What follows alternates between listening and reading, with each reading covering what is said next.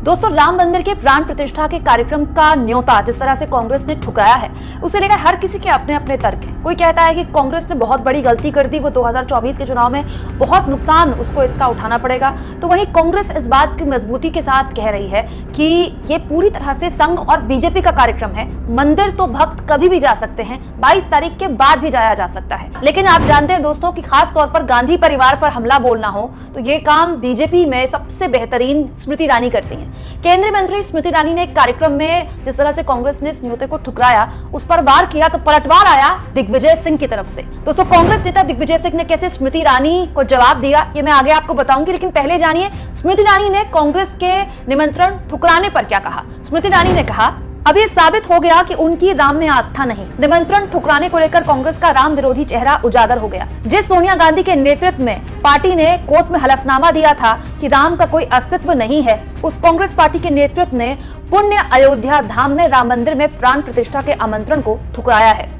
हालांकि स्मृति ईरानी ये बताना भूल गई कि जो सनातन धर्म के सर्वोच्च पदों में आसीन 4 शंकराचार्य हैं, चारों ने भी न्योता ठुकराया है। तो क्या स्मृति ईरानी ये कहना चाह रही हैं कि जो चारों शंकराचार्य हैं वो भी राम विरोधी हैं या आस्था के विरुद्ध काम कर रहे हैं? दिग्विजय सिंह ने इस पूरे मुद्दे पर जबरदस्त तरीके से दोस्तों बीजेपी को जवाब दिया है। कांग्रेस नेता दिग्विजय सिंह, जो कि धर्म की बहुत गहरी जानकारी रखते हैं, उन्होंने कहा, हमें इस बात पर आपत्ति है कि शंकराचार्यों का अपमान किया जा रहा है। राम मंदिर पर विश्व हिंदू परिषद का क्या अधिकार है? उन्होंने क्यों ठेका ले रखा है? राम मंदिर हम लोगों के चंदे से बन रहा है। हमने राम मंदिर के लिए दान दिया है।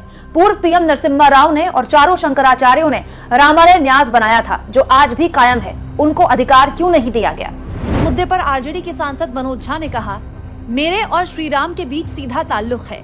गांधी मंदिर जाकर राम भक्त नहीं बनते थे, वो अवधारणा अंदर थी, इसीलिए स्वर्ग गए और हे राम कहते हुए गए। आप हैं कौन? बेगानी की शादी में अब्दुल्ला दीवाना? आपने ठेका ले रखा है, जो आए वो हिंदू, जो ना आए उन्हें गैर हिंदू कहने का। मेरे और मेरे ईश्वर के बीच ये जो ठेकेदारी का सिस्टम विकसित हो गया है, वो हिंदू धर्म का कभी स्वभाव नहीं रहा। दोस्तों, सच्चाई तो यह है कि सोनिया गांधी, राहुल गांधी और मल्लिकार्जुन खड़गे अगर निमंत्रण को स्वीकार करके प्राण प्रतिष्ठा के कार्यक्रम में चले जाते तो यही मीडिया और यही बीजेपी कहती कि हमने मजबूर कर दिया, देखो हमारी पिच पर आखिरकार आना ही पड़ा कांग्रेस को। तो हर लिहाज से उसका जाना भी कांग्रेस को आलोचना का ही सामना करना पड़ता और नहीं जाकर भी कांग्रेस को आलोचना का ही सामना करना पड़ रहा है। लेकिन आप इस मुद्दे पर क्या सोचते हैं? मैं चाहती हूँ कि साफगोई से आप अपनी राय रखें। ये बात बिल्कुल सही है दोस्तों कि अयोध्या में भव्य राम मंदिर में दुनिया भर के सनातनियों का बराबर का अधिकार है। बहुत सारे लोग हैं जिनको 22 तारीख का निमंत्रण नहीं मिला, हमारे आप जैसे लोग हैं। तो क्या हम प्रभु श्री राम के दर्शन नहीं करेंगे? निमंत्रण नहीं मिला तो क्या भक्त को अपने आराध्य के दर्शन करने के लिए निमंत्रण की जरूरत नहीं होती? फिर भी आप इस पूरे मुद्दे पर जिस तरह से खुलेआम अब राजनीति हो रही है और राजनीति करने वाले कहते हैं कि फलाना राजनीति कर रहा है, इस पर आप क्या सोचते हैं? कमेंट बॉक्स में जरूर लिखें और जितना हो सके चैनल को शेयर करें, सब्सक्राइब करें और थैंक्स फॉर ज्वाइन, ये 2 ऑप्शन हैं जिसके जरिए आर्थिक तौर पर आप चैनल के हाथ मजबूत कर सकते हैं।